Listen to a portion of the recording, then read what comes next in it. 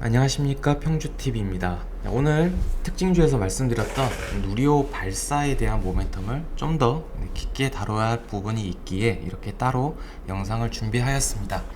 오늘 이 시간을 통해서 우주항공 테마, 그 다음에 누리호 발사에 대한 모멘텀을 확실하게 좀 이해하고 넘어가시면 좋겠죠.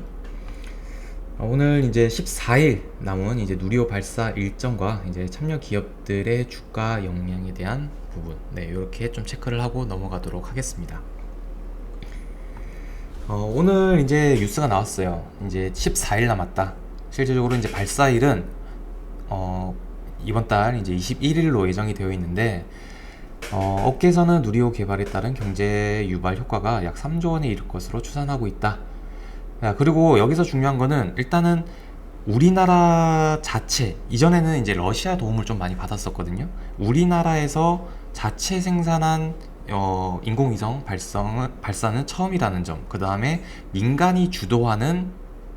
이번에 민간인들이 주도하는 인공위성이다 라는 점이 약간 다른 포인트라고 보시면 될 것 같아요. 지금 이제 1차 발사가 이제 10월 21일이고요. 2차 발사는 2022년 5월 21일로 예정이 되어 있습니다. 자, 그러면은 1차랑 2차가 무슨 차이가 있냐라는 게 좀 궁금하실 것 같은데, 자, 1차 같은 경우에는 적외도 안착을 위한 일종의 테스트예요. 그리고 실질적으로 2차 발사 때 실제 위성을 달고 발사를 해서 성공을 하게 되면은 그 위성을 쓸 수가 있는 거죠. 여기에 대해서 좀 차이점은 알고 넘어가셔야 되겠죠. 자, 이 1차 발사 이전에 이미 시험 발사체를 진행을 했었어요. 그때 성공을 했다라는 기사 여러분들 기억이 나시나요? 자, 그때 이제 성공을 하게 되면서 이런 발사체 엔진 기술을 보유한 7번째 나라로 이름을 올리게 되었던 우리나라였습니다. 자, 이전에 이제 시험 발사체 같은 경우에는 이제 지금 발사하는 거랑 어떤 차이점이 있는지 보셔야 되는데, 일단은 뭐 1단계까지만 2단계까지죠. 2단계 중간 정도까지만 이제 시험체 발사를 하였고요. 이번에 이제 발사하는 거는 3단계까지 이제 중량도 꽤 되고요. 고도도 꽤나 높아지고 길이도 이제 길고 하기 때문에 좀 더 이제 시험체를 발사를 했다 해서 이번에 꼭 잘 될 거라는 보장은 없는데, 일단은 시험 발사체랑 이제 발사될 한국형 발사체의 차이점 알고 넘어가셔야 될 것 같고, 자, 이번에 이제 발사하는 이제 누리호에 참가했던 기업들 리스트입니다. 상당히 많죠. 당연히 이제 뭐 어마어마한 프로젝트다 보니까 참가한 기업들이 많은데, 이미 다들 알고 계시는 관련주들이에요. 뭐 한국항공우주라든지 아니면 뭐 한양 ENG, 하나 에어로스페이스 등등등, 여러분들이 다 알고 계시는 부분이랄 거라고 생각을 합니다. 잠깐 차트를 좀 볼까요? 자, 예전에 크게 상승을 했던 우주항공 테마였어요. 이때 무슨 일들이 있었냐면은 이제 세계 각국에서 계속해서 이제 인공위성을 발사를 하다 보니까 이제 우주에 자리가 남지 않는 거 아니냐라는 소리가 나올 정도로 어마어마하게 위성을 쐈어요. 그러면서 이제 우리나라도 계속해서 이제 시험을 하고 테스트를 하고 발사를 또 하는 그러한 기대감 부분도 있었고요. 뭐 한미 정상회담 이후에 어느 정도 좀 협력에 대한 부분의 기대감도 있었고요. 자, 지금 현재 위치는 여기 정도인데, 이번에 이제 누리호 발사 이후에 주가가 얼마만큼 또 반영이 될지 좀 봐야 되는 부분이겠죠. 일단 관련주 여기에서 한번 체크를 해 보시길 바라겠고요. 자, 이번 이제 발사가 되면은, 자, 미국, 유럽, 중국, 일본, 인도에 이어서 7번째 우주 강국으로 도약을 할 수가 있다라는 기대감을 갖고 있는 이번 누리호 발사 일정입니다.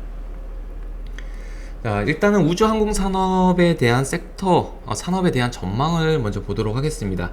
현재 작년 기준으로 세계 우주 산업 시장 규모는 3,710억 달러 규모 정도인데, 자, 이 부분이 이제 2040년까지는 1.1조 달러까지 성장을 할 것이다 라고 좀 전망이 되고 있는데요.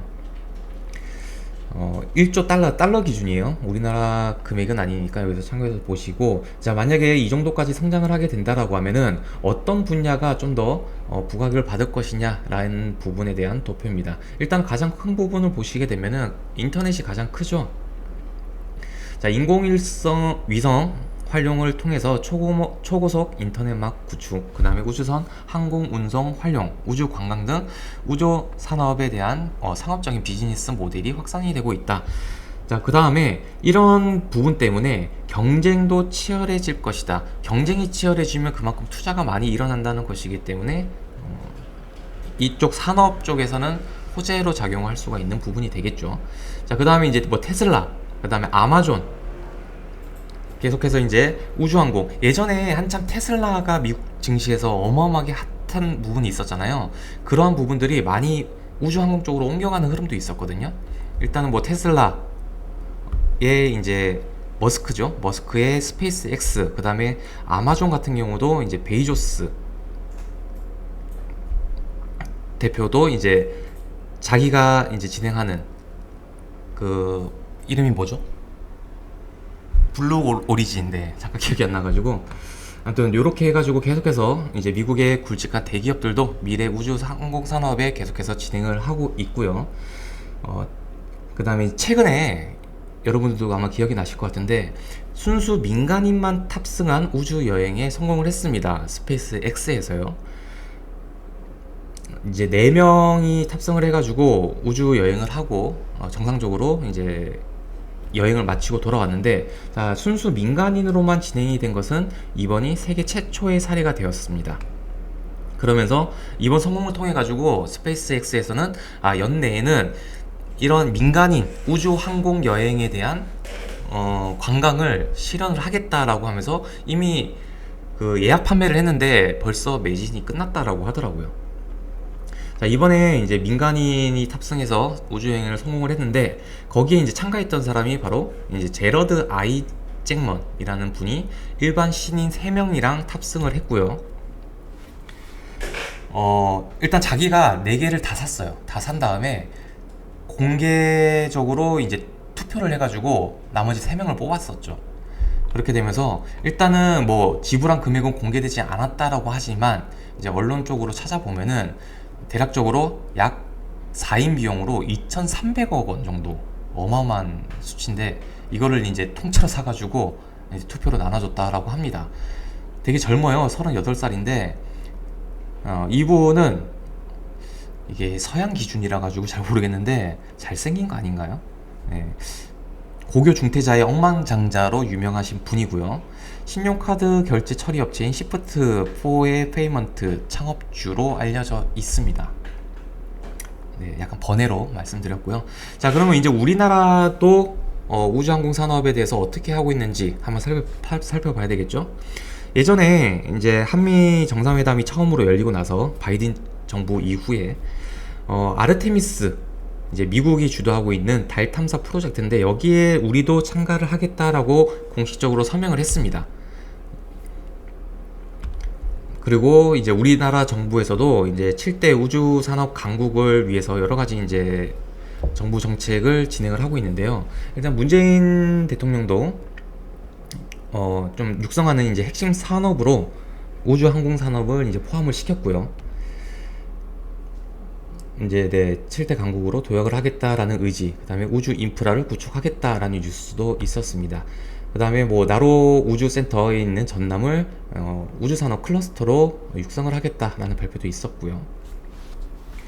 핵심 기술에만 10년간 1.6조 투입을 해서 이제 북한을 감시하는 역량을 높이겠다라는 발표도 있었습니다. 아까 이제 1.1조 달러라고 말씀을 드렸잖아요. 2040년도에 이제 세계 우주 산업을 봤었을 때 현재 기준에서 우리나라의 산업 규모는 3조 8,900억 원이에요. 이전에는 이제 달러니까 이게 1286조 원이거든요. 여기에 비해서 우리나라는 세계 우주 산업에 대비해 가지고 1% 수준밖에 안 된다라는 거예요. 근데 1% 수준밖에 안 되는데 7대 강국이라고 했었을 때는 결국엔 뭐예요? 적극적인 육성책과 투자 지원, 기술 지원 이런 것들이 더욱더 많아질 거라고 볼 수가 있는 거죠. 오히려 수치가 낮으니까 앞으로 더 성장할 단계가 더 많다라고 좀 보시면 될 것 같습니다. 자, 근데 이렇게 이제 그러한 이제 우리 누리호가 발사에 성공을 한다라고 하면은 정말 의미 있고 역사적인 날이 되겠죠. 순수 우리나라 기술로 만든 발사체가 딱 성공을 한다고? 와, 이거 대박인데? 라고 생각을 할 수가 있는데 반대로 봤었을 때 실패할 확률도 있다라는 부분이거든요. 기사를 보시면은 이제 30% 확률이라고 하는데 첫 개발한 발사체가 성공할 확률은 30%도 안 된다. 미국 우주 기업체도 이제 새로운 발사체에 대해서는 최근에 모두 실패를 했었다라는 부분입니다. 그 다음에 이 중에서 뭐 3연속 실패한 경우도 있다. 자, 지난 8월과 9월에 새로 개발한 거예요. 그러니까 예전에 뭐 1950년대나 이럴 때는 당연히 성공 확률이 낮을 수밖에 없겠죠. 기술이 많이 다르니까요.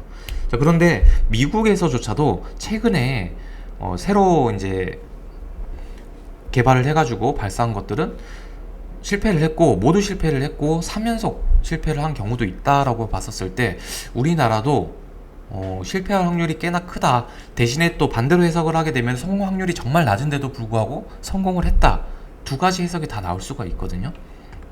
자, 요거를 봤었을 때 저는 아직도 그때의 기억이 잊혀지지가 않아요. 예전에 나로 발사 실패를 했었죠. 공중에 쭉 가다가 공중에서 빵 터지면서 공중 분해가 됐던, 이게 제가 기억이 크게 남는 이유가 뭐냐면은 제 지인분이 발사 성공을 할 거라고 투자를 했다가 공중 분해되는 걸 보면서 모니터를 떠나지를 못하고 계시더라고요. 그 기억이 너무 강해가지고 그때 당시에 실패에 따라 가지고 우주항공주는 모두 급락을 했었던 이력이 있었습니다. 자, 그러면은 예전에 나로랑 누리호랑은 어떤 차이점이 있냐면은 무게가 어마어마하게 차이가 나요. 옛날엔 100kg이었는데 지금은 1500kg이고요. 투입 고도도 예전엔 300kg였는데 지금은 700이거든요. 중량도 200톤으로 크게 늘어났고요. 그렇기 때문에 예전의 나로보다 지금 현재 누리호가 훨씬 더 성공하기는 힘든 케이스는 분명합니다. 여기에 대해서 일단은 성공 확률로 봤을 때는 일단은 30%? 또 안 된다라고 하니까 성공했었을 때 그런 부분도 있겠지만 실패할 확률도 어마어마하게 많다라는 것을 꼭 인지한 상태에서 어느 정도 좀 기대감, 그 다음에 2차 발사가 아니라 일단 1차 발사니까요. 만약에 1차에 성공을 한다라고 하면은 2차에 대한 기대감은 좀 더 커지겠죠. 그런데 1차가 만약에 실패를 한다, 이번 달에 발사하는 1차 발사가 실패를 한다라고 하면은 2차 같은 경우에는 좀 더 연기가 될 가능성이 있어요. 지금은 예정일인데 연기가 될 가능성이 있으니까 이전까지 유의해서 보시면은 좋을 것 같습니다. 오늘 일단은 누리호 발사에 대한 모멘텀에 대해서 좀 더 다방면으로 살펴봤고요. 좀 더 이해가 편하도록 앞으로도 계속해서 이렇게 좀 분석이 필요하고 좀 더 살펴볼 필요가 있는 테마 같은 경우에는 이런 식으로 따로 영상을 제작을 해드리고 있으니까 앞으로도 많은 관심 부탁드리도록 하겠습니다. 오늘 영상은 여기서 마감하도록 할게요.